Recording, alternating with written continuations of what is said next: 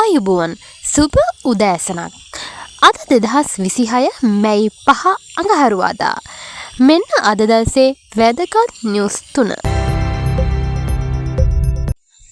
නව වෛරසයක් ව්‍යාප්ත වේ. නෞකාවේ මරණ 3ක්. ඇට්ලාන්ටික් සාගරයේ යාත්‍රා කළ සුපර්වෝකී නෞකාවේ හන්ටා වෛරස් ආසාදනයෙන් පුද්ගලයන් 9 දෙනෙකු මිය ගොස් තිබෙනවා.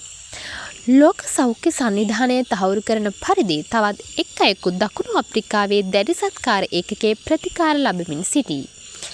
මේ මියන්මගෙන් ව්‍යාප්ත වන දුර්ලභ වෛරසයක් වන අතර මිය ගිය අය අතර 70 හැවිරිදි පිරිමි මගියෙකු හා 69 හැවිරිදි ඔහුගේ බිරිඳ සිටිනවා.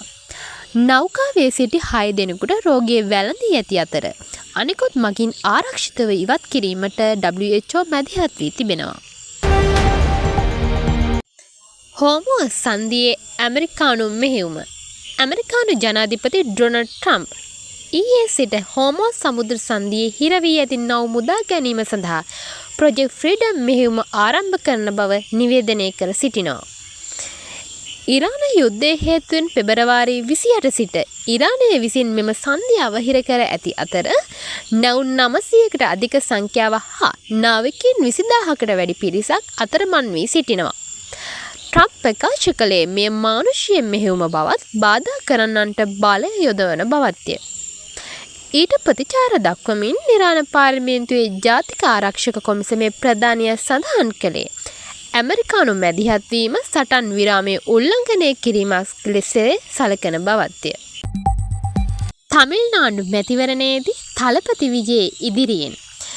තමිල්නාඩු ප්‍රාන්ත සභා මැතිවරණයේදී ඡන්ද ගණන් කිරීමේදී නළු විජේගේ TVK පක්ෂය ආසන කිහිපයක් ඉදිරියෙන් සිටින බවට වාර්තා වෙනවා. 2026 මහ මැතිවරණය දක්වා කිසිදු ඡන්දයකට තරඟ නොකරන බවට ප්‍රකාශ කර තිබූ විජේ මෙම මැතිවරණයට පළමු වරට තරඟ කර සිටිනවා.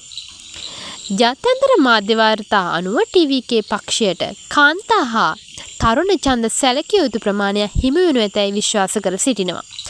රැකියා විරහිත උපාධිධාරීන්ට මාසික රුපියල් 4000ක් හා කාන්තාවන්ට රුපියල් 2500ක් ලබා දීම ඇතුළු පොරොන්දු රැසක් TVK පක්ෂය විසින් ඉදිරිපත් කර තිබෙනවා. ප්‍රවෘත්ති අවසන්. හෙටත් උදැසන 5:30ට නැවතත් හමුවෙමු. වීඩියෝ එකට ලයික් එකක් දාලා channel එක subscribe කරලා bell icon එක click කරලා තියාගන්න. එතකොට හෙටත් උදෑසනම ඔයාට මේ notification එක ළඟටම ගෙන ගන්න පුළුවන්.